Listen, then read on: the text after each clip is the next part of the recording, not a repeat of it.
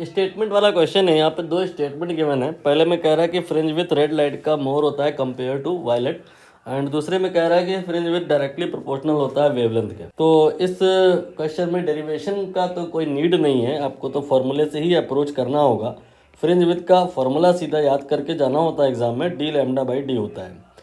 D और D, छोटा D और बड़ा डी, ये कांस्टेंट हैं। यहाँ पे दो अलग अलग प्रकार की आपने लाइट यूज़ करी है, तो जो लैम्डा होगा उनका वो अलग अलग होगा, और जो फ्रिंज विथ होगा यानी कि बीटा, वो आपका लैम्डा के डायरेक्टली प्रोपोर्शनल होगा।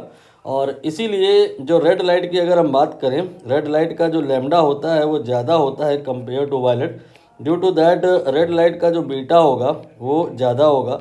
अब आप एक बार ऑप्शन देख लो, मुझे ऐसा लग रहा है कि दोनों में जो लिखा है वो सही सही लिखा है कि फ्रिंज विथ, पहले में कहा है कि रेड का मोर है, मैंने भी वही कहा है, और दूसरे में कहा है फ्रिंज विथ डायरेक्टली प्रोपोर्शनल है, मैंने भी वही कहा है। दोनों ही स्टेटमेंट यहाँ पे करेक्ट हैं। Both statement 1 and 2 are correct.